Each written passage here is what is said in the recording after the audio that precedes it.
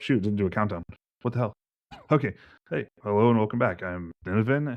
I'm lost now. It didn't do the countdown. I'm just completely broken. Start it and stop. No, we're just gonna keep going. I can edit whatever. Hey, hello and welcome back. I'm Nineveh, and with me are Kathia and Scenarios. Scythia. And this is Scenarios on take 2. It's probably all gonna go in. Yeah, this is the Aldershire campaign because I didn't say that part. Usually it does a countdown and we just dove straight into it. This is episode 50, session 45. That's a lot. All right. So last time we had just finished the raid on Mini Tusk. You guys had killed him, grabbed his body, and ran with your followers. And now we're kind of just like you are at the place where you have safely determined that you are not being followed, so you're able to slow down and kind of look over what you have. You'll eventually be able to make a camp, kind of figure that out. So we're going to pick up right there, and then we're going to kind of go through it. So you are on the move. You're still probably trotting or fast walk, but are no longer being like pursued. You think like you moved off far enough to be safe. It's a good time to do a head count and kind of look things over. Everybody's here, right? And alive and not seriously injured. Yeah, you actually didn't lose anybody in that. You had some injuries, mostly among the Fared party. So the clan members aren't because they had to dismount to fight. They're essentially dragoons, and so you guys ran over their camp from the other side on the way out in order to let them flee. But yeah, they took more injuries, but nobody died, so they were able to heal up and stuff. They look more battle worn than the Yolornans, who basically just stayed on mounted and shot fire arrows and stuff at people. Yeah, it's really good until you need to hold something. Okay, yeah, so everybody survived. That's good. Other stuff, you can kind of look over things now. Like you do have Mini Tusk's body, so you can kind of look over him at this point. He is like, obvious. Some of this is obvious. Like you saw it before you even killed him. Like he has an iron helm. He has an iron breastplate. He has an iron sword. He has a series of hands and tails that he's wearing as trophies. Each of these would have either a human or an animal spirit bound into it, whoever the tail or hand belonged to, that you would need to unbind. Further inspection, he has an 8 MP crystal on him. You wouldn't actually know the value, but Martina's there. She'll just cast Analyze Magic on it. It's easy. So you have an 8 MP crystal. He's got some money on him, like on his, it's a mixture of jewelry that's precious metals and then just coinage, like loot, that would total out 2 wheels, 53 lunars, and 41 clacks or coppers. He also has an agate that's worth about 16 lunars. These things are relatively easy to see. And then there's mundane items, right? He's wearing bronze greaves and man braces. There's lance, dagger, torque, like simple things that aren't really they're not worth a lot of money or very impressive. But they're still there. So there's that. So obviously, as you're riding along, like everybody's excited, people are happy. Nobody died. They did some damage. You guys accomplished your objective. Like there's definitely like a victorious and celebratory mood on your war party. And obviously, as the day goes on, people are going to be somewhat expectant that they'll receive some sort of reward. Though you would probably actually hand those out back at your clan to make it more public, right? But this is a good time to think about those sorts of things. So if you want to figure out how to detail or divvy the stuff up, that would probably be valuable. Now you have mundane items, bronze grease. This is just one set off of him because we didn't. Yeah, it's stuff from his body. You did not have a good chance to loot anybody else. You kind of like basically blitzed their camp. So you hit it really hard, killed him, and then backed off again. You did a lot of casualties, but you weren't able to loot it. And there's too many of them still around to effectively loot it. And that's fine. Yes. Let's talk about the iron elephant stuff in the room. And the magic point. It's a breastplate, not an elephant. It's the elephant in the room. Well, you put it in the trunk. Yeah, there you go. All of our wonderful people that are here with us, is there anybody that you think... I kind of want to find an excuse to keep the iron and the crystal between the two of us if we can rationalize it. Well, you were the Yolornans were tasked with handling this, more or less, and you were the Yolornan. I'm tempted to haul all the iron back to the Yolorna temple since I can't wear it, but I don't want to cut you out. I can't. If I get iron, I get to give it up. That's what I know. That's why I'm doing it. I also look at 8 magic point crystal, and I'm like, what are we going to do with it? Somebody needs it. I could use it. You could use it. Interject shortly here on one point. Interject, please. It is true that Scenarios have to give her iron up. It is also true that she would get things back. So it really just depends on what you think. What you think of that. I think then you should probably take some of it. We should figure out a way to somehow split that iron up. I'm just thinking after getting my allied spirit, if there's really much. I mean, someday I'm looking forward to have iron because I can wear everything iron. I'm going to have to increase my strength. But There may not be scenarios. I just want to point out that it's an option. If you trade it, you'll get cult items. So a Spirit Matrix, an MP Crystal, Copper, those maybe an item that has a rune spell in it that you can renew seasonally, something like that. Yeah. But really, yes, like you probably have most of what you want. I just, for completeness, like it is not just wasted on you. No, if it's okay with you, I would like to take all 3 iron things back to the Aurora Temple. I'm kind of hoping someday I get them back since I can actually use them. But I don't want to come off as greedy. I want to be greedy, but not come off as greedy. Because I'm guessing none of the other Yulornans are probably close to being Rune Ladies. No, and you would probably reward them more out of the money or the mundane items. Same thing with the militia that came along. Like they'll get loot, but wealth would mean more to them probably than magic at this point. Second contentious point. Yeah. Art Cora kind of expects to get paid out of the iron because he's approaching rune status. He's not there, but he's getting very close. Okay, that would. He was handy. He kind of blew his way through half that camp. No. I'm just kind of thinking, do you really need it? But okay, no, that's fair. How about we reward him with the iron sword? That would be sensible. Okay, so you have the helm and breastplate we'll take back to Yulorna. And Solenarios, even though you're loaded up with crystals, and I could really use another one, I think you should take the crystal. Unless we give it to Elendor, we gave a big one to last time. So Elendor has a crystal too already. Yeah, from their crystal. And to be fair, I did blow through one crystal and then some. Yep, that's fine. Then you take the crystal. I'll take the 2 iron armor pieces back. I think we take all the cash and mundane things, considering what we did, and pay everybody else out with those. I was thinking like the armor, give that to the Feared, and like the lance and dagger and torque go to the Yulornans. Is a thought. Yeah, you can kind of split things up as a mix of like trophies and actual cash reward and things like that, and the agate can go somewhere.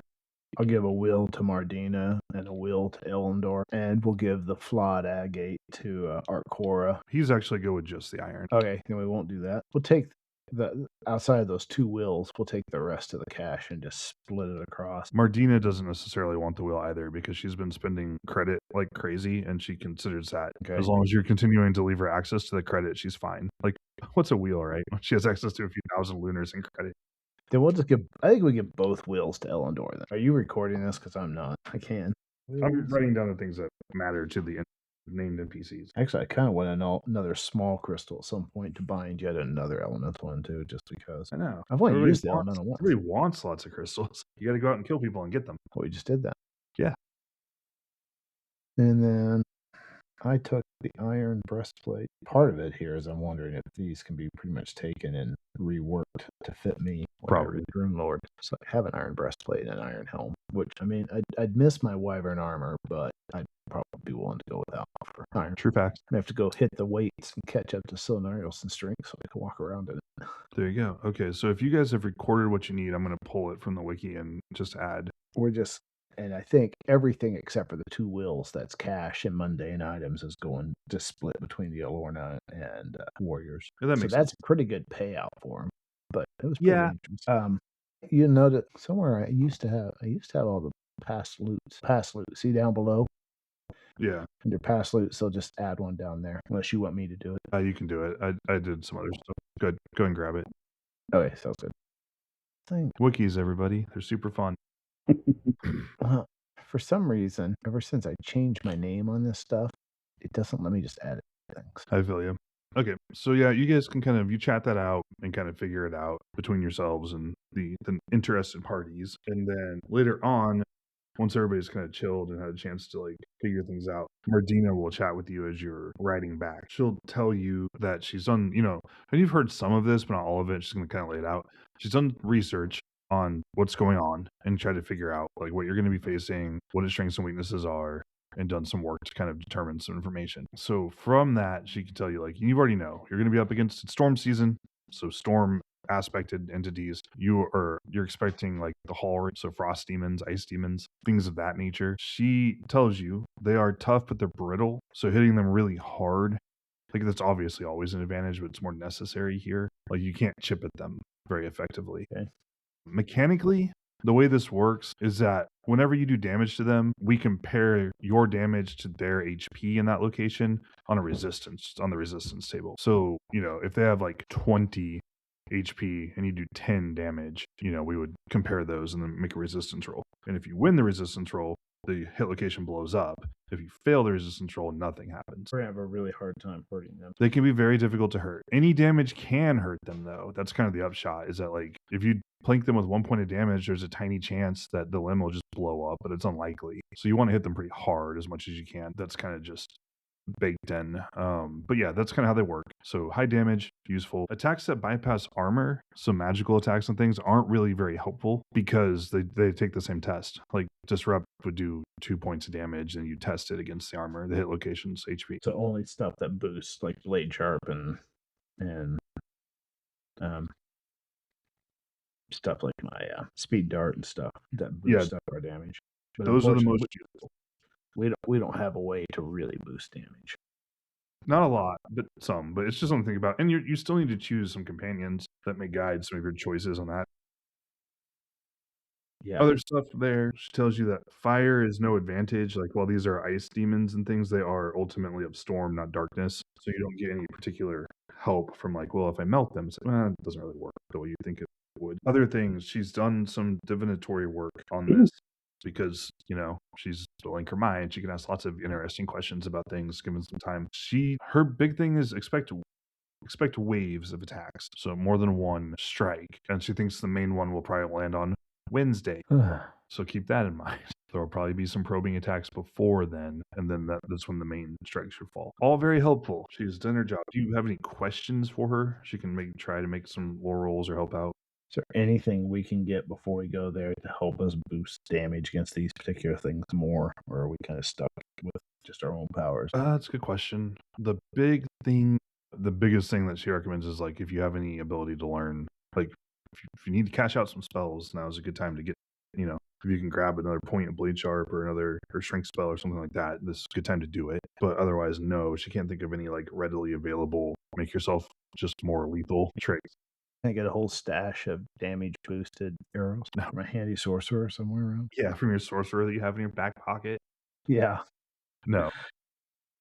Given the kind of their ice or frost demons, would fire blade or fire arrow help or not? Or no, she kind of already covered that because they're made of ice, but they're ultimately entities with storm, not darkness. Okay. So, like, elemental fire is strong against darkness, but not against storm. So the only advantage of it really is if I use something like my rune magic, it gives me multiple hits, and that damage average is a little higher than a normal shot. Yes, which is useful. But yeah, it's going to be a tough fight. I've got Blade Sharp 6. I'm not really sure I'm getting higher than that. Probably not. So you're probably capped out then. You probably hit about as hard as you can. Yeah. And I mean, Sonaris could cast Strength on me, but that's just going to move me from a 1d4 to 1d8 or 1d6. So I guess they're getting one more damage on average. That might be worthwhile. Something. There's things there. Yeah, it's tough. It's hard.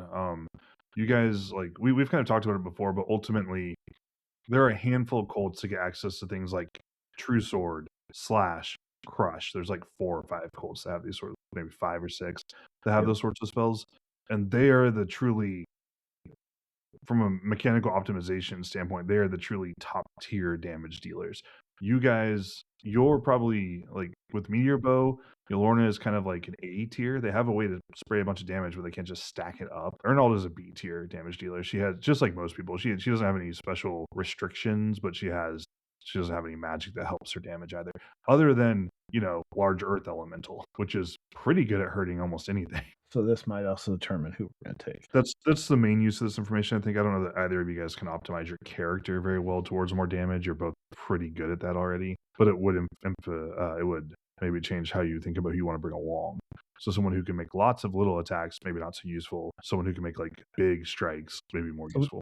Leaving Dirtass behind now. That would be a consideration, probably. That would leave you with 2 slots to fill. Because we'll take Elendor, who has a Blade Sharp 6. Yes, they're pretty good at fighting. And lightning only does 1d6 damage per point. It's not worth it. Probably better to put his shield up. What do you think, Sonaris?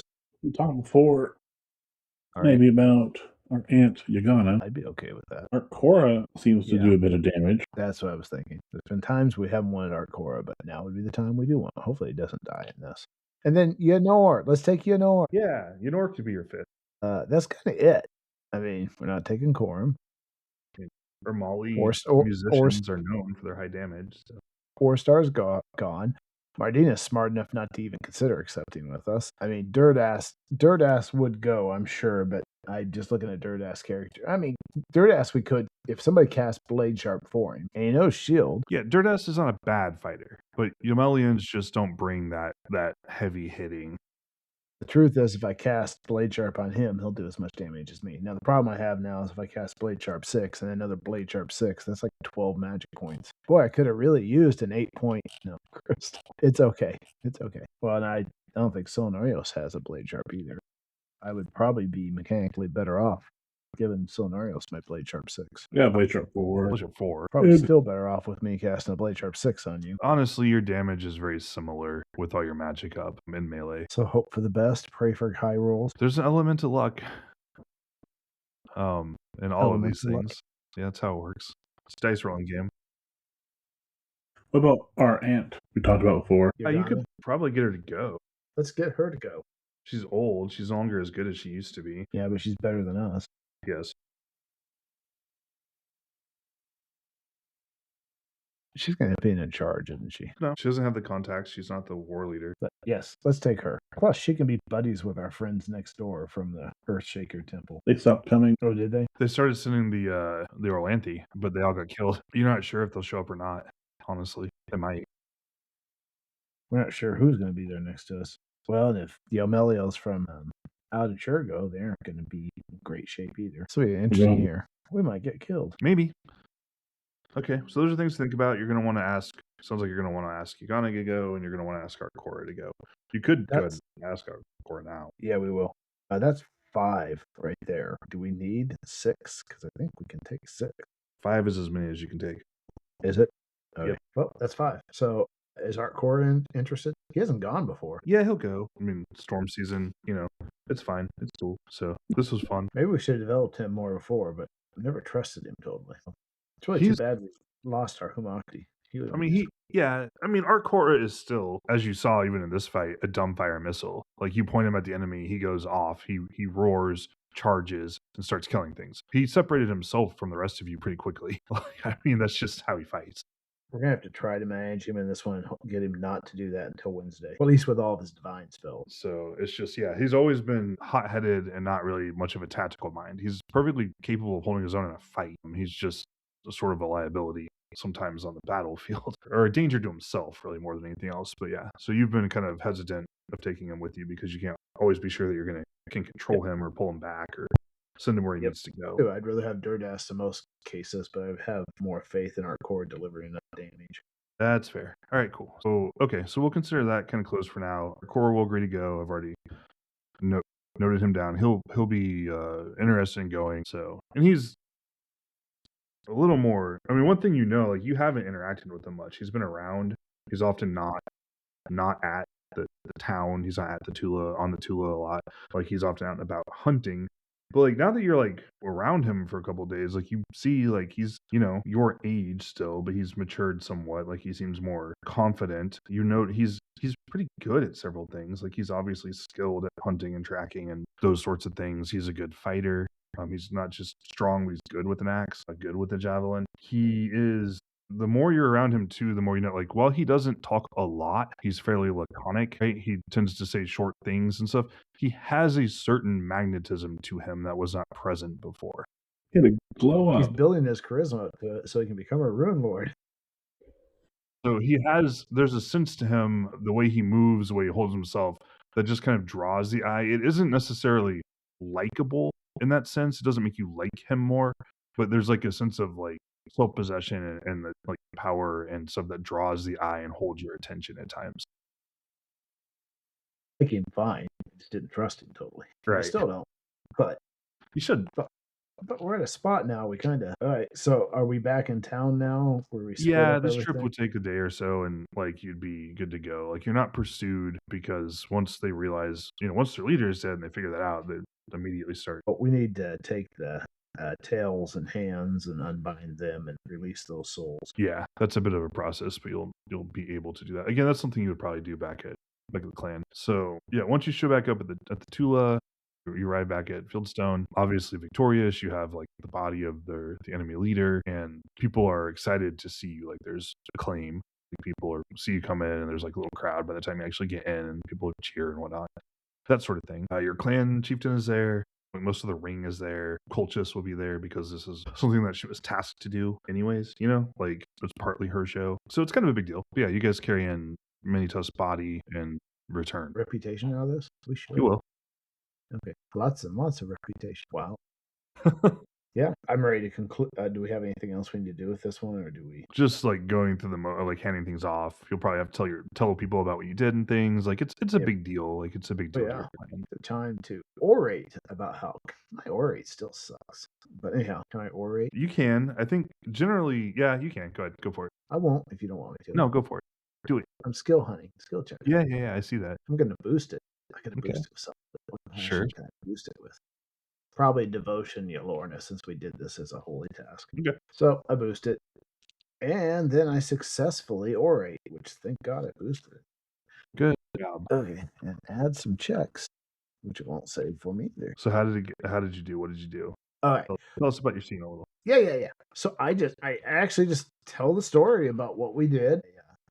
Tell how we caught them off guard. We raided their camp, how we were outnumbered, and I hold up the Lorna Wonders and the clan warriors and say how they did a great job of holding down the two, basically the two flanks while we charged in with the main group and got this guy. And talk about how our core went, I talk up everybody about how well they did and how important that we came away with no serious injuries and no deaths. And we show the body. I also note that I've come back with, I'll tell everybody, hey, I brought back iron for our bolts.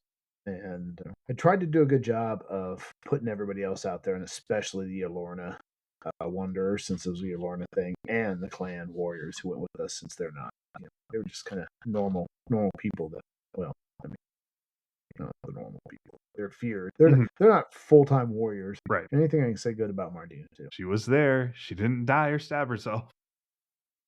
I say this because I made a success, so I'm saying it in a nice way. She did okay. She hit a couple people. I don't know if she did a lot of damage, but she hit a couple people. Yeah, so that's cool. So yeah, you kind of cover all that. That's cool. The crowd, the group around you reacts well. And you'll eventually be pulled away to your clan chieftain, to your priestess. Like those things will happen. So you'll have to divvy out your loots at that point, hand things off. And that's part of this orate, is that as you're saying this person was great, that's the time when you would give them the rewards as well. Yeah. So. And with Mardina, I know since she didn't take anything right from us, how she basically has access to this large thing at the Knowledge Temple. Yeah. She's been aggressively spending that funding, and she plans to continue doing so. She's good with it. Yep, sounds good. Cool, good work. Okay, cool. So you'll have to debrief and everything. Tell everybody. You'll have a meeting with Colchis and talk to her for a while at the temple. You'll have to talk to your clan chieftain again at some point. People want to know what happened, and those sorts of things have to be done. But basically, yeah, you're this problem is pretty well handled. So that's cool. So if you don't have anything else you guys want to do there, and scenarios, feel free to chime in too. No, I see a run with this. So okay, makes sense. Cool. Thank you. I'm happy to give you more screen time if you want it. Instead, I'll give you an 8-point magic crystal. Start filling it up. Yeah, cool. Yep. It takes most of a day. So less than half a day. Less than half a day. Yeah. You spend some of that asleep. You regain magic points during that time. You do, but you can't fill the crystal unless you wake up every hour. Pop another one in there. But yeah, you'll tank back up and stuff. You're good to go. Don't you just dump 8 into it and dump yourself down you by 8 and then you sleep and you gain it back over? Yeah. Pretty much. But in any event, yeah, you'll get those things done, and then we'll kind of move on from this to the next big thing that needs to happen during dark season, which is the Alornan High Holy Day. We do have to go ask if Yagana is going to go with us. You can. You don't have to do it. You don't have to do it first, but you can if you want. Okay. You can. We might as well do it in the wake of this. Plus, we're also concerned to make sure we have, if she turns us down. I think the two of us should go together. Yes. If you don't want to, but I should. You should be there, but I should be the one that goes in and ask you. Tell her ask her if she's willing to go with us on this, and tell her what we know about it and what we expect. Okay. So you can go talk to Yagana. I mean, you know her. She's your aunt. She's been Yeah. around She forever. likes me. She likes you, and you can talk to her. So yeah, you can go meet with her. You basically go to her house essentially. Yep. So it's very easy to do. Do you bring anything with you? Do you give her any gifts? Do you just go? I don't care. Should we give her gifts? Beer. Beer. Okay. Is your beer? You make good beer now, right? It's better. It's usually fine. It's only that first year that was bad. Yeah. Yeah, Oh, back okay. when you were still fishing for skill checks in it, but now it's good enough that you don't have to worry about it as much. We could take her beer and I don't know. If there's something else we should take her that seems appropriate as a gift. That's okay. We could do that. All right. And then we'll see if she would like to accompany us on this. I'm sure she knows about it already that we've been doing this for the elves. Yeah, everybody in your clan does, and to some extent, people in the tribe are more aware of it. But yeah. So I'll say, hey, we're going and we're concerned about what we're running into, and we thought that maybe you would be interested in going because you have a chance of helping deal with them. Expecting ice demons. She greets both of you, and then she's like slugging back the beer and whatnot. And so when you kind of propose that to her, she sort of thinks about it for a moment and tells you she hasn't fought ice demons for a long time, but she figures she's still good for a few of them. That's good, because I've never fought ice demons. She kind of shrugs. It says it's a lot like fighting everything else. You just hit it till it stops moving. We've heard they can be really, really tough to do enough damage to take down. She's a woman of few words. She can be. She's cool. Scenarios, you're impressed. Go and roll insight rolls, guys, actually. Oh, hey, skill checks. Skill checks. These are important. I succeed. I succeed as well. Good work, both of you. So, two things. One, for Katia, you can tell that she's being fairly brief, whatever, terse. You know that she's it's been a while to your knowledge since she's really gone out and busted heads. Yeah. She's more of an implied threat a lot of times, and she spends a lot of time attending to her cultic duties. So she's ready to cut loose. It's been a while since she's killed some people. So that's good. I was thinking you were getting ready to say, she's an old woman now. So she is, but she still wants to throw down, though. She just gets meaner as she ages. Some people do. Hold it. She's old. She's 44 math. She's like 50-some years old. Yeah, she's old for the setting. She's older. She's been, had a rough life and whatnot, but she's ready to throw down still. Great. So we got her interested in this. Yep, she's interested. Might need her for 2 years here. I don't know what's next year during storm season. I don't know that I plan on having her for 2 years if her track record's anything to go by. But really? Well, Okay, you're gonna kill her? I'm not gonna kill her.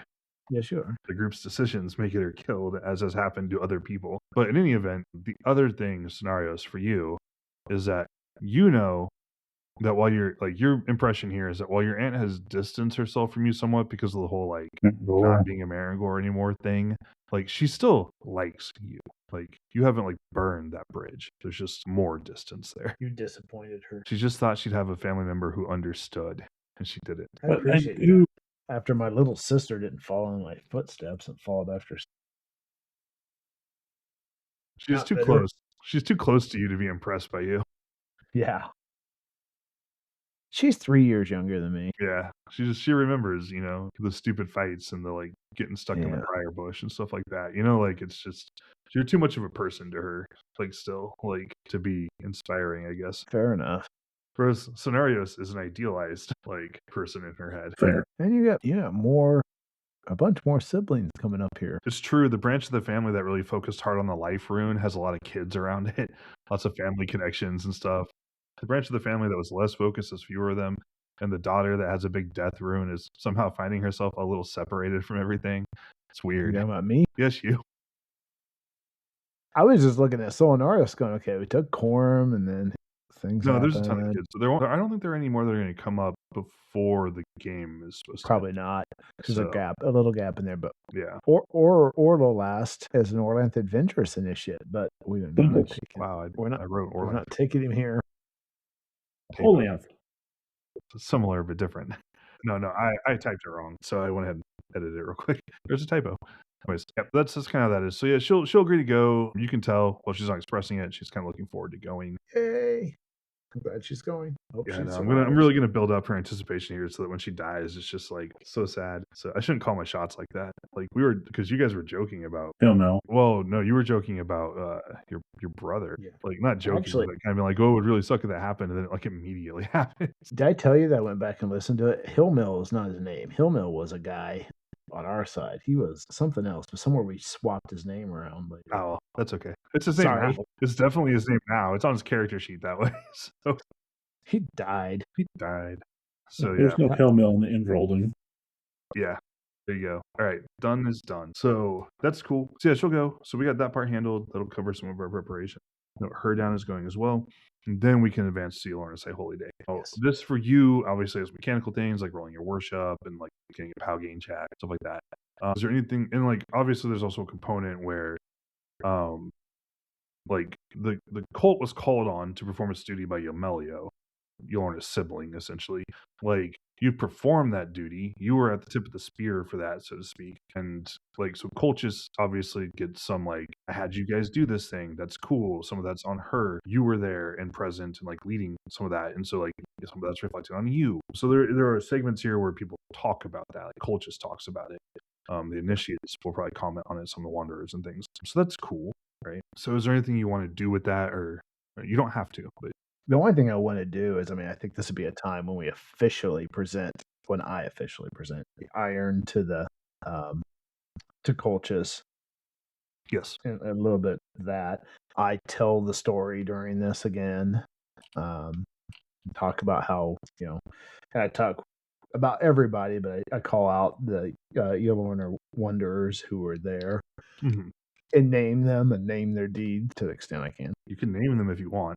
I don't have names for You them. want to give them names? I don't blame you. Right I haven't named them. We'll do that later if it comes up. Right. Okay, cool. So you can go through that, and that's all well received, and it works well, and all that stuff. Like the ritually presenting the iron is something that we've kind of been through before. So that all that happens, and it's cool. Is there anything else? Is there anything you want to handle mechanically at this time, or? I don't think so. Is there anything that I would normally handle mechanically? I'm not going for any new divine spells because Not really. Then you would just put you'd roll a worship roll. We're gonna go through that. This is the star And I rolled. calling myth. So I went ahead and rolled my worship and I made it. yep, makes sense.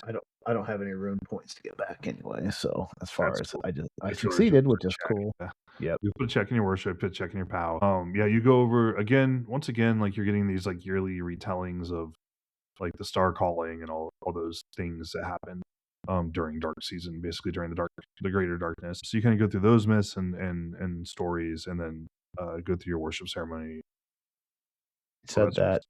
I did make my POW gain roll, and if it's okay, I'm just gonna dump it straight into rune points. Yeah. Yay. Cool. Okay. So that's about it for that. So we can check that off. It's cool. We're working through our little checklist. The only thing left to do now, scenarios, there's a little bit of dark season left. Is there anything you want to do with it? Maybe run up to Alderchur if I can, learn some blade sharp. Let's just. The big question is the weather. Is the season? Yep. Depends. The other option is we could catch it. We could go early on our trip in storm season, maybe. Also an option. If you want, I can take you there too, since I can travel a little more readily in the dark season. There's no reason for you to go by yourself. You're too important not to take your thing with you. Fair point. Okay, yeah. So really, the weather has been somewhat mild this year. So there is snow on the ground. It would hamper like a full gallop, but it's not something that you can't move through. And let me actually add to that. There will be 3 of us because, of course, Elendor goes with us. Well, of course. Is there anything Elendor needs? Elendor is full, though, I think, of magic. Elendor is largely tapped out. Elendor is about as optimized as Elendor can get at their current levels. Hey, will Demoralize work on ice demons? Did Mardina know? Not specifically, but there's nothing about them that she thinks would bar that specifically. Yeah. And they don't have specifically high power or anything, so it might be an option to go for. That's harder to know because they're not really elementals, but they're not exactly just animals either, right? Like so they may or may not have high power. It just kind of depends. We'll find out. Yeah. Okay, cool. You guys can go to Alderchur at the back end of dark season. You're moving towards storm season, so it's getting windier. That's probably really more than the snow, the cold, like the actual cold and wind are probably the real issues. But you can brave it. You're tough adventurers, and get there. And then, scenarios, if you want to buy some more spells, you have the option. Yeah, my Blade Sharp by 2, if I may. Okay. And then how much would that cost? Good question. Should be a chart in the Spirit Magic portion. Blade Sharp. It's 50 lunars per point, so 5 and 6 would cost something. You pay. I think, no. The way they want you to do it is to be like, well, Blade Sharp 5 has 5 points of Blade Sharp in it, so you have to pay $250 for it. And then Blade Sharp 6 is $300, but that's insane. That's the way I would read it, but I think it's fine. That's not how I would read 50 lunars per point on a variable spell. That's per point. But I would read it as like Blade Sharp 5 costs you 50, and then Blade Sharp 6 will cost you another 50. That's why you should do it, because that's how you charge me. Yeah, that's always how we've done it. I mean, otherwise, man, you would spend almost 1,000 lunars to get Blade Sharp 6. That's an insane amount of money. But yeah, I mean, that's fine. I would also note, though, that Blade Sharp 6 should be really unusual. It still costs like 300 lunars. Yep, that's true. 5 years of all of your income as a farmer. I tend to forget that we're fairly rich. Mm-hmm. You were actually, if you count your credit pools, you were extremely rich. And does that double because of the lunars? Yes, it'll double because you're learning from the lunars. So it'll cost 100 per. So I will edit the credit tracker. I just wanted to step through that. So you're going to spend 200. So you've got about 1,440 lunars left. I figured that will be helpful, hopefully. Yes. Should. I mean, Blade Sharp's a good spell. Okay, so you'll close out Dark Season Altucher, learning spells. Is there anything you guys want to do while you're in Altucher other than that? Yes. Okay, what is it? I would like to go visit our Yamelio Rune Lord friend. And and Sonar says, welcome to go with me, but it might be better but if she'd prefer, I'll just go do it on my own. What are you doing? I'm going to talk to him about the elf adventure and pass along what we know. And talk to him and see if he's got any kind of ideas to. Also, maybe they have a ballista that haul in or something. But it's all about that. It's about coming up with some strategy and tactics for that before we leave here. If there's anything he can offer or any ideas he has. No, I'll go with you. All right. Interesting. I wondered how long it would take you guys to start coordinating with the other group that's nearby that goes every year. Turns out 5 years. Shut up. All right, so yeah, I'm gonna go talk to him. I'm just like, hey, we're getting good. This is the information we have. He may know it, but this is the information we have. We're a little concerned about doing the damage, and I don't say. And by the way, we know you guys kind of aren't that great at doing damage, so you might want to have a plan. Bit pillow-fisted over there on the Yamelio camp. But on the bonus side, even if you could cast fire magic, it wouldn't help. True. It would help a little. Just the additional damage would probably help a little. But anyway, I just thought I'll see if he's got any ideas. And he may not, and pass along, so hopefully we can help them out. Like, I don't really like the guy personally, but he's effective, and that's what we're doing here. Fair cop. Okay. So no, he'll you guys will roll in, he'll find time to talk to you. He's a very busy man and whatnot. So he will thank you for attending his wedding. He's gracious about that. Of course. And he will sort of listen to what you have to say and then sort of take it on board. He'll him and Han here. He doesn't. I mean, he knew some of this, right? But not necessarily like. I mean, obviously, you also know when the timing of the attacks to some degree, which is useful. So like, he's appreciative of that. He doesn't really have much to share back with you on this, but he's appreciative of the information, and he'll tell you that he thinks Yamelians can, if nothing else, they usually persevere. So he's confident that his men can handle whatever the ritual throws at them. Good. I'm glad. To be fair, they've done pretty well. They've taken fewer casualties than your side has, or fatalities. So, though they've also there have been elements where the trees behind them don't look much better than yours. So, All right. But that's fine. More intelligent than him. I didn't really. I just was trying to think if there's anything we can do before we get there that we should coordinate it here. It's a purely bigger picture. Makes sense. Yeah, absolutely. Scenarios, is there anything you want to do? Any rolls you want to make? Anything you want to say? Insight. All insight too. What the heck? That's a good idea. Hey, I successfully insight. Success. Okay, good. You both succeed. Okay, cool. Okay, so the big thing that you'll take away from this, and it doesn't tell you what it is, but when Harvard's talking about how he thinks he's got it handled, his men can handle it, he's got it under control. Your impression is that he has something that you're just immediately, says both of you, you would have your suspicion sharpened. He's got something he's got something. You don't know what it is, but he's got some sort of, he's gained an ability or an ally or something that he thinks will help him with this, so he's not telling you about. That's a conniving. I thought he would mean like not knowledge. You think he's like, I'm pretty sure I can handle it, and you're like, like he has something here. If not like in a like knowledge he can share, but like maybe he went on a hero quest, or maybe he came across an item, but he's got something that he thinks will help him. Good for him. And you can tell because he's got just the faintest little smirk, and you know what that means now. You've been around him long enough. You're like, yeah, he's not telling us something. So now I'm sorry I came over and offered to help him because he's not even sharing. Okay. He's just like, don't worry, we got it, but thanks for telling me. Like, you're like, all right, cool. Yeah. All right. So I don't have anything else. We can head back to our clan. That's cool. Sonorius, are you good? I hope that when he and his wife do have a child, that it is a blessed child. Damn. But not 3. Mean. Just mean. Well, if he would have been helpful, it would have been different. But he's being Harvard, so whatever. You let him know. You let him know that he's like, you're even with a little cut, so you know he knows. Like, good you did, because I don't think it's funny pull that kind of thing off. Right? Nope. So, every face. So he gives you one of his. He'll give you one of his empty smiles, and then sort of close out the meeting politely. Good job. Good job, team. He's probably an ogre. We'll have to kill him the next time. A cast ignite. It's good that we can all cast fire magic when we go back home. Actually, I can't cast ignite anymore, I don't think. No, you have to give it up. It's substantial, but I just want to touch base. And with what's her face? I had it written down. The Pelora Shrine. Is that an arbitrary? I'm pretty sure it's in one of the last 2 episodes that we publish. I don't know. So you probably listened to it. I listened to it, but I wasn't in a place where I had a pen and paper. That's all I have left. Okay, that's cool. And you can definitely stop into the Earth Temple and check in with her and talk to her and kind of touch base and just kind of keep things going. Is there anything you want to accomplish while you're there? Or is this just maintaining contact? See how things are going. Yeah. Okay. See how things are going. Okay. Yeah. Well, since there was the doctrinal discussion at Harvard's wedding, with all that. Okay. Yeah. Yeah, that's interesting. Go ahead and make an intrigue roll for me. Yeah, sorry. You can use your devotion to Ronaldo to boost it if you want. Okay. Because you're in a temple setting and talking to another member of your cult. You don't have to. I successfully devote myself. Okay, cool. So plus 20. All right. So you're leaning on your cultic connections. You're talking about religious things, like your relationship with your goddess is an important part of that. And I successfully intrigue. Look at that.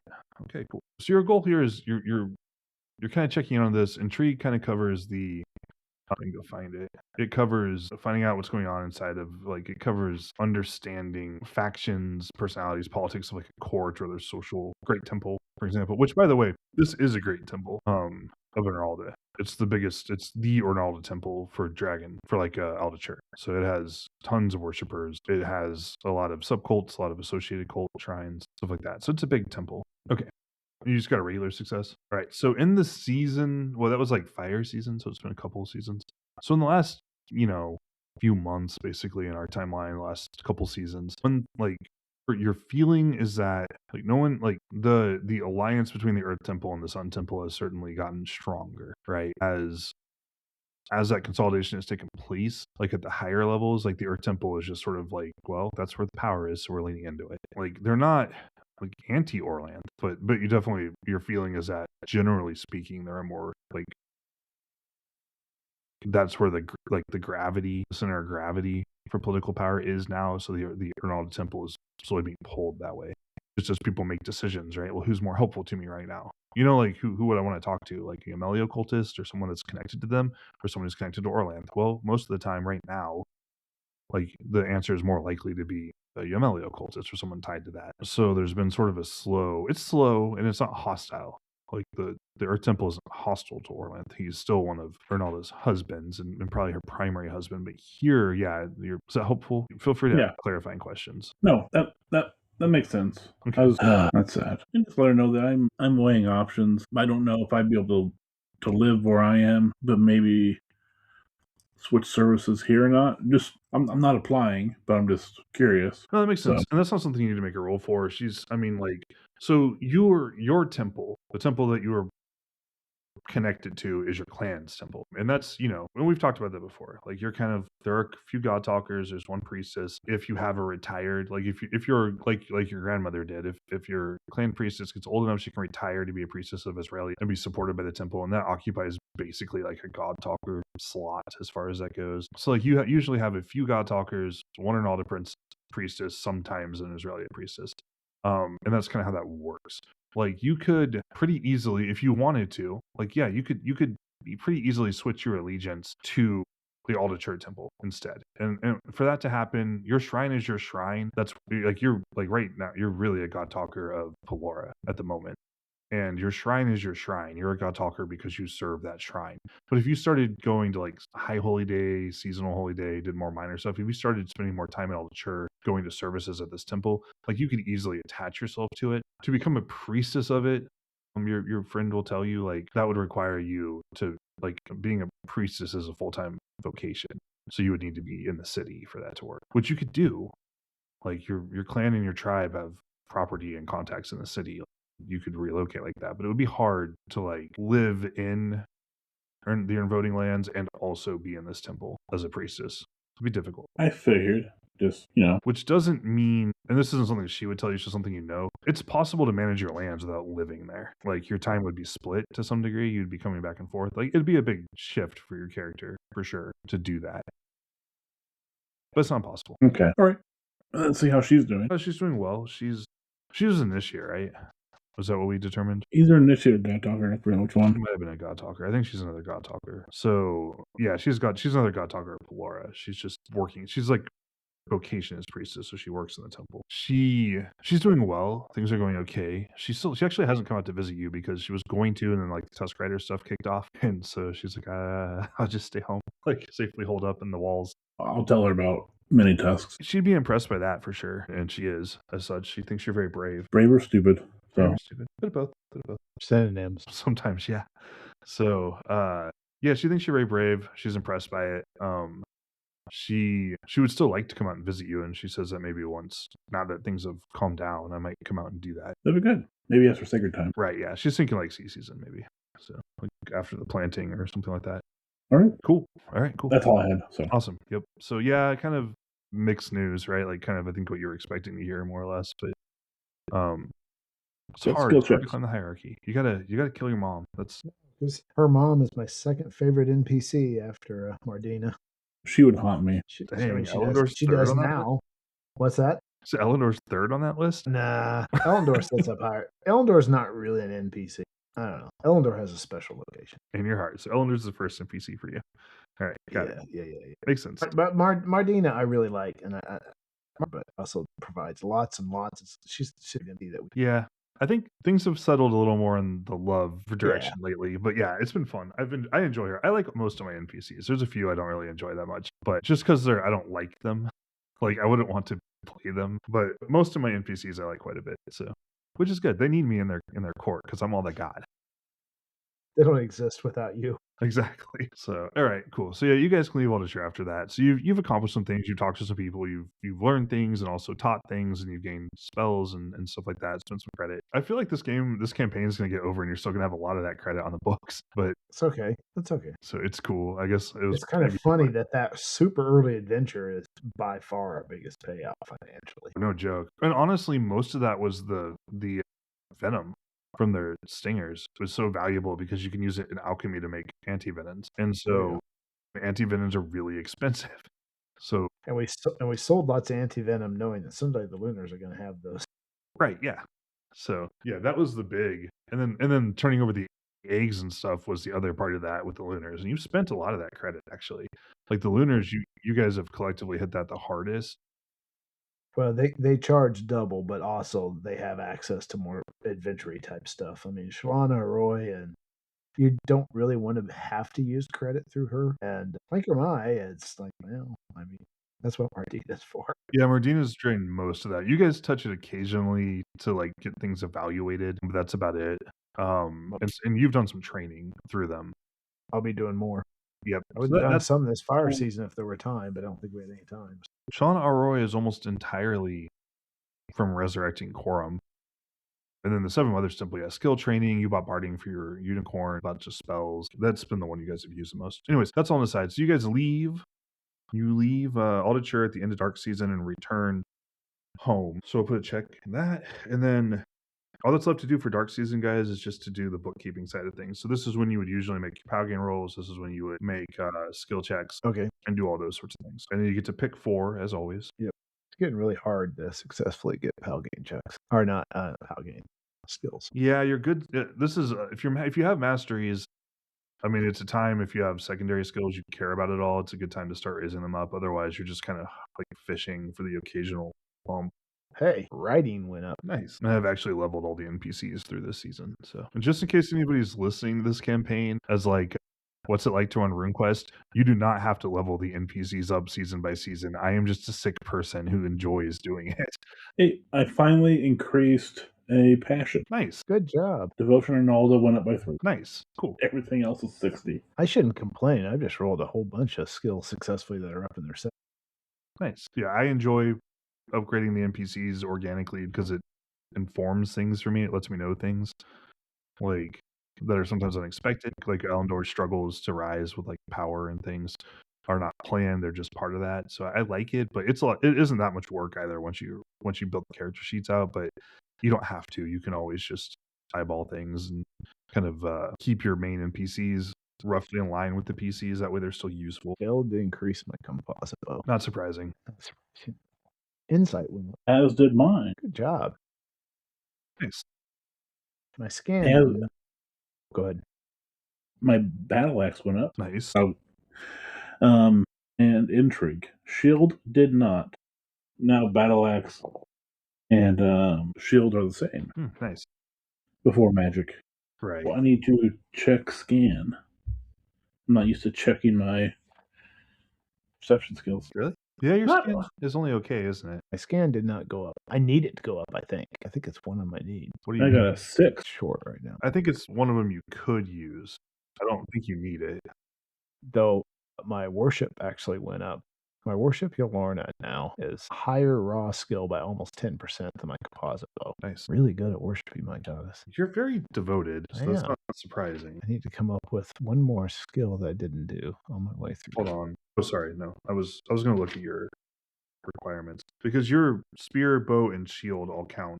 Your ride is high enough and your worship is high enough. You don't need scan to go up in order to qualify. Oh, good. Like you have the 5 skills. You're actually fully qualified. It's still you haven't been in the cult for 5 years yet. Yeah, that's fair. That's the only thing you're waiting on. Just like Scenarios is fully qualified to be a priestess. All right. Just Just- waiting for somebody to kick the bucket. Just trying to find a spot, and Scenarios also can't, like, the time limit for her is the same. She needs to wait until 1610 as well, but the God Talker is faster. Well, I got done leveling. I actually had a fair number of skills go up, which is, well, we had a lot checked, but We had a busy season. yeah. So like I said, my worship went up, which is now pretty impressive. I'm 140% worship. It's pretty good. And my ride horse went up. Nice. Okay, cool. So now that we're seeing Dark Season in the rearview mirror here, gonna move on. So our first thing we were gonna do in Storm Season was kind of like obviously the weather's starting to warm. It's been warming, but it's still pretty cold but very windy the first few weeks, and then it will start to melt. And then it's just like cold, soggy, and windy. That's lovely. We were gonna do Storm Season prep, but I think you really recruited your people and don't really have much more prep to do. So I think we'll just check that and move on. That's fine. You guys handled it just a touch early. So really the big thing after that, you'll have like seasonal holy days. Those are normal. And we'll talk about them a little. And then the next big event is going to be the tribal fair. We have time to do training this season. I assume dark season we didn't. If we don't, that's fine. If we don't, that's fine. You could, because the fair is not necessarily something you're going to participate in the whole time. And then other than that, you're just going on the regular thing. So you'd have time to go to the train. I'm just gonna work on my read right. Okay. So yeah, just make a note of that you trained it this season, and then we'll work on it we'll do it with everything else at the end of this storm season. Okay, cool. So that's gonna happen. So you'll work on that. So you're gone most of storm season. You're in Aldicher. You guys both have holy days. So those are your typical, roll worship. If you're going out to your shrines, which scenarios you should be because it's at your home. Yep. you would get a POW gain check for leading a worship service. I forgot to roll that season. Okay, yeah. I don't think I have time to go out to mine if I'm doing training, do I? Probably not. I tend to agree with you on that. Like, they're at opposite ends of No, it's fine. the Confederation. yeah. So yeah, it kind of No. sucks. But It's okay. Did not get it for darkness. okay, cool. Yeah, your odds of any given POW gain check are pretty low scenarios. Yeah, just You get plus 20% to them now. Yeah, Yeah. but the POW is so high that it's still you're What's your probably POW looking now? for like 3 or 4 of them to get 119. Yeah, you're You probably could- looking you for like could- every third one. You could keep it sitting right at 18 and start boosting those rune points up. I'm in my worship at least. That's good. Cool. Yeah. So put a check in it. And then that's really it for you guys. Is like you're going to go through these things. These are not high holy days for either of you. If you want to sacrifice a rune point, it'd be a good time to do it. Maybe. Take away one magic point, lower your chance by 5% to hurt stuff, but give you one more rune. It's up to you. I'm not invested in this decision either way. I will keep it for now. Sounds good. All right. Cool. So that'll happen. And then the next thing we'll do is, you guys, you're living your lives, you're studying, or attending your high holy days. These are normal things that you do, or not high holy days, these are holy days. These are normal things that you do. It's just part of the course of life. The big event before you leave to go to the elf thing is the tribal fair. So the Zerdavos are hosting it this time. So the Zerdavos live along the river that runs out through Aldacher. It starts in their lands. You guys often camp kind of near its headwaters where you're going to Aldacher. There's a big hill kind of on the side of that. Like you camp under it, and then it's like a large hill or set of hills. And then on the other side of that, which is kind of hard to reach without going around it a couple hours, it's craggy.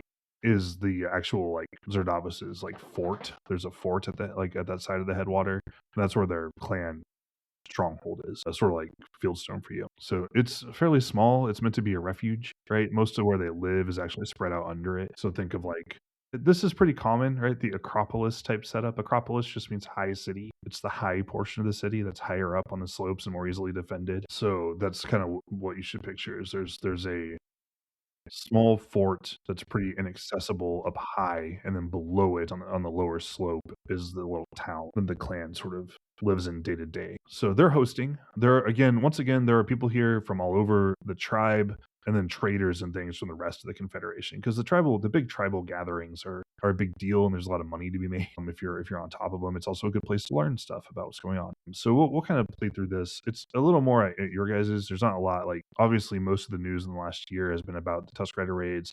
And those raids and the reaction to them have suppressed a lot of movement and stuff. Like people haven't been as back and forth, and it's kind of occupied a lot of attention. So not a lot of things have really changed on some of the other fronts, but you guys can kind of handle some of that. And before we go there, Yeah. I asked earlier, shouldn't we get our reputation boost? We're going to handle it at this. Okay. All right. Don't worry. Cool. I didn't forget I about it. just I just thought maybe it'd be important here.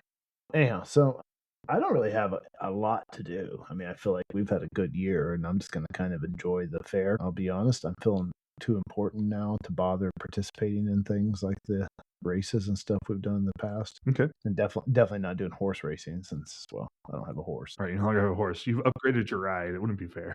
Yeah, it wouldn't be fair. So I'm just kind of there to enjoy it and absorb it, and I don't have big things to do. I'm going to take my niece and nephew around to a bunch of stuff, though, because Okay. they're old enough. Makes sense. Yeah, I'm absolutely. going to spoil them rotten. There you because, go. Yeah, Just ruin them. I'm going to load them up with sugar and hand them back to mom and dad. Sugar. Okay. Sugar. Got it. I know. Wrong culturally, but Eat this vaguely sweet flatbread and go, child. They're somewhat more energetic. Honey and jams is pretty much what you're looking at for sweet. Since I did boots last year, Yes. I'm going to do farming implements, like smaller ones, handheld ones for the men, and pots, pans, or other utensils for the women. Okay. Makes sense. Yeah. So, yeah, household goods, but like shears, hoes, adzes, things like that for the men, shovel, those sorts of things. And then is that what you were envisioning as household farming goods? Okay, cool. Or handheld farming goods. Okay, cool. I was just not telling you what to buy, but just make sure we're on the same page. It's color, but cool. Is Kaylor taking care of this kind of stuff for me? Yeah, you don't like you're occupying it, but like realistically, your sister-in-law is managing this stuff for you. I'll make sure and slip her a few silvers so they have some extra money on stuff if they need it. I got a question related to that too. Do we have 3 hides of land? Yes, So we should get expanded to 5 at some point. probably. I'm going to start slowly working on that in the background. But Yeah. I'll shut up about it now. No, you're good. Because some of your support of the Thanes that live there comes like directly from your clan chief, and some of it is from the land that you've been awarded. But yes, you're probably rising in prestige enough that you could push for like, hey, I should probably have more land. And I'm gonna immediately turn it over to be managed by my sister-in-law. Right, yeah, of course. Cool. All right. So yeah, so that stuff kind of, you can start moving some of that stuff along. You can make those purchases and things. Is there anything, like I said, it's been a muted year. A lot of the regular networks of like people moving around and talking to each other has been suppressed by the Tusk Rider raid. So like there's like less just like what that means is like here there's a lot of gossip, but there's not as much as there has been. I would like to get a feel for how we are sitting with the Mandarin now, because we've moved out far enough. I'm just curious. Okay, that's cool. So the best roll for that would be to roll an intrigue roll, because that's how you kind of assess factions and attitude. Yeah. Can I boost that with the tribal loyalty? With the tribal loyalty, yes. Cool. I boosted. And then I roll intrigue. And I rolled an 89. My intrigue is not that good. So. Never mind. No, it's just a failure. It's not a fumble, so it's not like you come across with a bad idea. It's just that from the outside looking in, your impression is that they still dislike your clan. There's still an active that's still there. Whether or not there's been movement behind the scenes, you can't tell. That's okay. I was thinking, and not just our clan, but specifically since I'm the one occupying the step. Yeah, I mean, so just from your like roll customs, but some of this is the most relevant skill. We don't get to check it very often. It hasn't been a very legal game, but I rolled a 70, which that's okay. So you're not going to get any special insight, but like you're just as like an overview of the situation. Yes, you did take that land from the Mandarin, and yes, you did take that land, that house from a particular family. But the man who was part of the clan is dead, so he has no claim to press. His wife moved away, because she just went back to her clan. And so as far as like personal animus goes, it's probably fairly you wouldn't expect it. The people who could carry out a feud against you personally aren't present anymore. So you might worry about like a raid, like clan versus clan, but no one's going to come and like burn your house down because they're mad at you specifically. Is your impression of that? All right. I just thought it seemed like the right thing at a fair to get a gauge for. Yeah, we got our friend over there. Check on him. You do. How's he doing? The core store? Yeah. You could just you can talk to him directly. That's cool. Yeah, he'll see you guys, talk to you. What do you guys are just Kathia. It's okay. It doesn't have to be scenarios. Well, speaking of core store, I passed on his good word to Jalinda. Okay, yeah, because it's been like a year. So how's that going? Call. Okay, so we'll do this in 2 parts. We'll start with the romance nonsense first, because everybody likes their. What's the romance part? Oh yeah, because you were left out of the loop on this one in character. I eventually told you. I don't remember it out of character either. You were here for it out of character. He's courting a woman in your clan, and he asked Scenarios to help with that. Oh yeah. Now I remember. Yeah, to provide introduction. How's that going? Are they making any? Going anywhere? Yeah, makes sense. So we'll start with that part, and then we'll go back to the like, how are people feeling in the clan? So he'll tell you that things have been like you guys have been gone a lot this year. Like you really have actually been not home that much. So you haven't been super tied into that. He tells you that things have been going well. Like he's paid her several visits. She's paid him several visits. They're talking about they're starting to like talk about like arranging a marriage between them. Like they're kind of working on that. That's good. That's good. That will help. I will actually bring up that would help. I mean, I hope personally they like each other, but it will also help pull our clans closer together and bind us closer together. Yeah, he kind of nods at that. Like, yep, that's a big part of the goal. Well, how does this work out since we're matrilineal and they're patrilineal? He'll move in with her. Ooh, he's going to join our clan. Clanmate. So that would be your the by far most likely outcome is that he would marry her, move into your clan, and the roll insight rolls actually. We get a lot of use out of these, like because people don't just like come up and explain all of their motives to everybody all the time. Success. Oh my gosh, really? What'd you do? I have a 57 skill, which is pretty good, and I rolled a 58. Alas, it always hurts the most when you miss by 1. Like it doesn't matter at all, but it feels bad. Okay, so you don't get anything more than what he's telling you, which is yes, I am courting a woman in your clan. Yes, we are talking about getting married. Like I think things are going well. I hope it will be helpful. That's all true, and that's all fine. Scenarios, you're a little more. you've been a little more in the loop on this stuff, and Korstor's motives better. You've talked to him more about that while you're recording. Whereas Kathia, you know him mostly as a friend, which is cool. That's fair.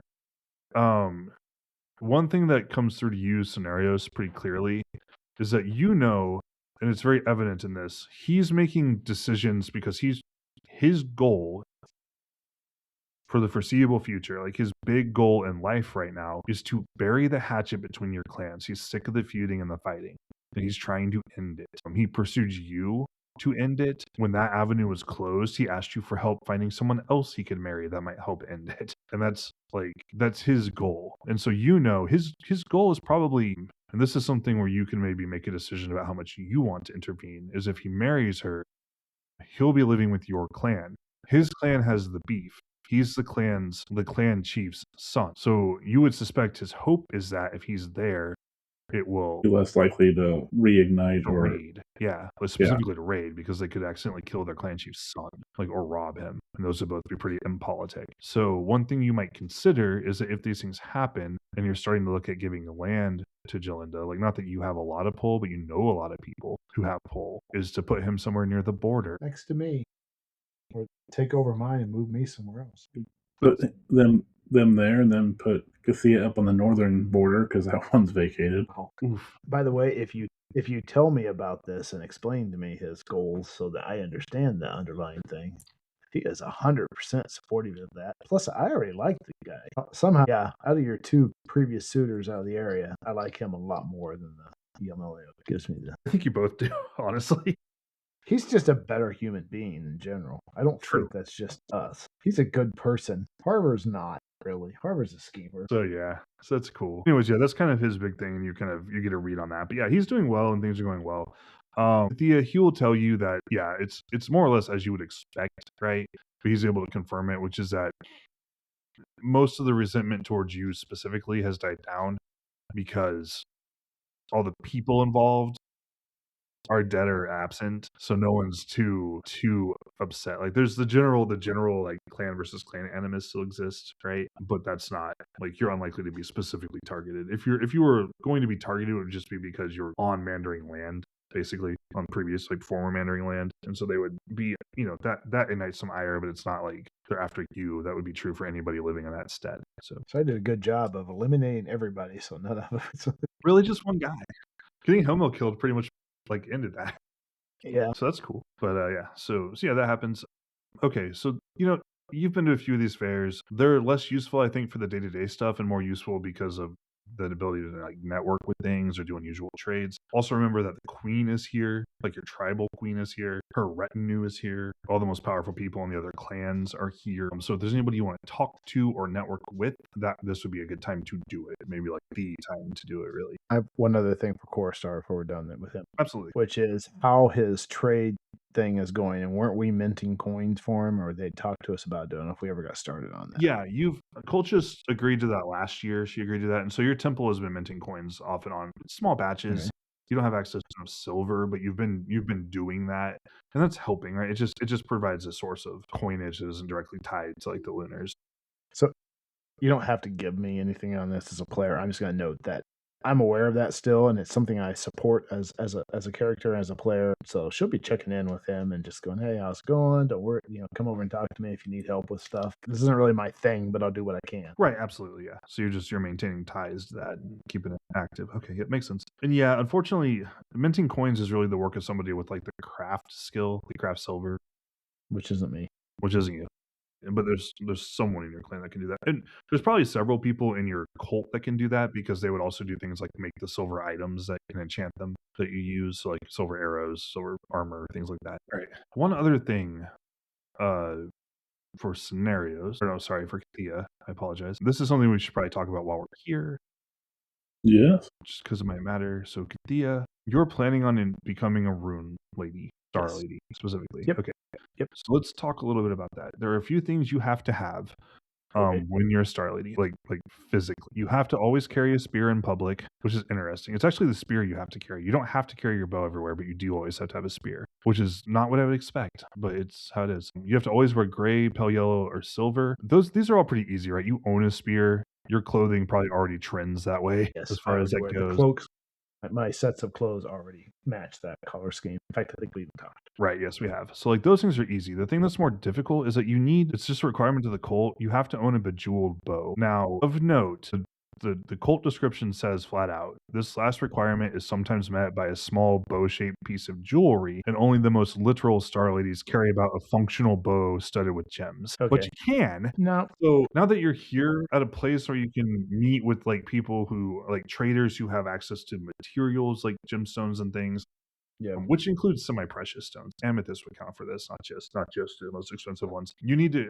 I would think about what you want that to look like because you're required to have it. And so it's something you would want to start working on or getting commissioned now. And so it can literally be your bow, but with gemstones on it. That's fine. That's unusual, but not impossible. It could I don't be want to do a that. small model I want of to. a bow, right? I want to do a small model of a bow that I wear as like a necklace. Okay, cool. Add to my collection of necklaces. She's got Yeah, you're several. just like layering necklaces at different lengths, like and kind of stacking Yep. on each other. So I got one with. Well, maybe I could combine it because I have that one magical gem Do you on want me to there. make a suggestion here? Yeah. You don't have to Yes. do it, but I'm just going to Yeah. suggest it. When I picture a bow, like a bow is a curved item with a small stick, like the string is like a small straight line at the back. What I think of when I think of that is a cloak pen.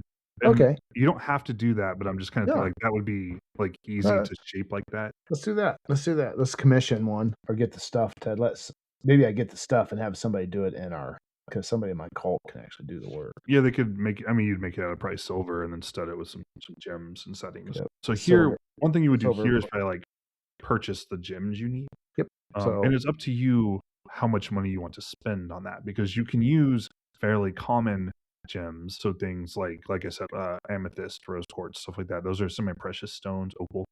Or you could go bigger and spend for like sapphires and things like those are more expensive. I don't want to go bigger gems per se, but I would go for more expensive gems because I don't want to. This is something I don't want to go cheap on. No, absolutely. So just pick an amount of money you feel comfortable spending, and we'll call it that. And the more you spend, the fancier it is. Can you give me some sort of bracket or some sort of idea on what is buying a nice piece for the stuff to have one built that's nice? That's very reasonable. Okay, so we're gonna look here. I'm looking at so the word I'm looking for is a fibula, by the way. But bronze fibula costs 10 lunars, so you're gonna want to spend more than that. A silver fibula costs 100 lunars, so I would 200. maybe, yeah. If you have that sort of money lying around, that would be very fancy. I've got like 500 laying Oh, around. okay. Right. Okay, I'm sorry. I cash. forget. Your monetary situation is very different from scenarios because you have fewer obligations. Okay. All right. So it's Yeah. 200 reasonable? Yeah, that would cover like 100 would just be the silver, and then you have 100, and it's a clasp, and it would have another 100 lunars worth of gemstones in it. Actually, I'm gonna go ahead and put it on my character sheet so I don't forget about it. Absolutely. So And this it's is something that you own. You just haven't received it yet, right. like at this very moment in time. So it's a silver gem. It's like a cloak pen. Yeah. Technical term fibula, but yeah, cloak pen. How do you say it like that? FIBULA. A body, a pen, and a catch. 200 lunars of materials, and it won't be done till later. But it'll be done later, and they'll deliver it. They'll have someone deliver it. Well, it'll be done at my temple probably because I'm just buying this stuff. Probably, and I'm gonna yeah. have somebody at my temple build it for me. Yeah, so you'll buy the materials, take it to your temple, and then that'll cover that. And then your temple will handle it. So, which is kind of you also like probably doubles as you announcing that you're intending to go through the trial to become a rune lady, a star lady at the next Absolutely availability. So, though if you were to somehow fail those, which I don't anticipate, it would probably be inappropriate for you to wear this around until you had succeeded. But I don't anticipate you failing them. Hope not. You I never might know. be dead. I might be dead to ice. That might not matter. Yeah, you might be dead. Cool. Okay, so all right, so that handles that. So we'll return to the previous question I'd asked before I interrupted myself. Are there any people like in the tribal retinue, the queen, powerful members of the other clans that you want to talk to or network with? You do not have to. It's fine if the answer is no. I just want to make sure that we formally acknowledge that there's an opportunity there, and then pass or go as we please. General hobnobbing, but I don't have anything specific. Okay, that's cool. Same. Okay, cool. We'll just make a note of it then. You spend some time hobnobbing a little bit. You'll meet with some people who already like you, basically. So like Dargo Puretone, the herald and diplomat of the queen, Koroth the Bullhorn likes you better, so you probably talk to him at some point. So you're just maintaining relationships you've already established, basically. And I've been thinking already about the fact that as I move towards Rune Lord, I think my sights are going to move beyond clan and start to become more tribe and regional in general. And so she's just naturally doing that, just kind of assuming, I need to be. And that's part of my issue with Mandarin. I isn't really so much worried about raids. I am, but as I'm seeing myself now being as a protector to them too, and I need them to see me that way. That makes sense. Absolutely. Okay, cool. So yeah, so you do some hobnobbing stuff. You maintain relationships you already have. You kind of talk lightly to an array of people. We'll be able to move on from that. The High Holy Day will kind of come and go. So Oral and High Holy Day, neither of you have big roles to play in that. Scenarios you can attend because you're an associate cult member. Kathia, you'd be somewhere at the outer edges of this. Stay inside, out of the range. Makes sense. Not a big deal. You guys don't need any room points back or anything like that. It's just kind of happening. The other big thing is that throughout the week, like there are different acclaims and things that happen. And so near the end of the week, one thing that'll happen is that you will be, you two will be acclaimed by the queen of the tribe for killing mini tusks, for leading that raid. So you get brought before a crowd at the tribal fair. The queen herself says you did these things. So for you, the big things are, Sonarios, you captured a Tusker and gained secret knowledge of their magics and things and learned that information. And then also Kathia, you led that raid against mini tusks. So those things are both acclaimed before the tribe as notable deeds, and you're given awards for that by the queen of the tribe. Ooh. Okay, and so in totality, you'll both gain 6 reputation for this. So for the deeds and then for the acclaim together. That's good. Which is as much as you could have gained. So it's a 1d6 event, and then the acclaim adds a d3 to it. So, but it still caps at 6. Cool. So that's kind of a big thing. You don't get magic items, but you would get she would give you things, right? So for this, there are going to be things that are And we gain something out of all this. Yes, an you extra get material. a semi-durable good, right? Something that is wearable and showable that would be associated with this acclaim. So for both of you, that's going to be some sort of a piece of jewelry. These are common things that you get as you do stuff. People get loaded down with this crap, so it's all valuable. But you end up both getting it'd be a rolled, a cylindrical bracelet, basically. So like a torque but smaller that fits around your arm, your near your wrist, and it would be pretty, right? So it's nice. It's made of silver. It's decorated with tribal markings and things, and so it would indicate that you've received a claim, that the Tovdros themselves have recognized you. So good.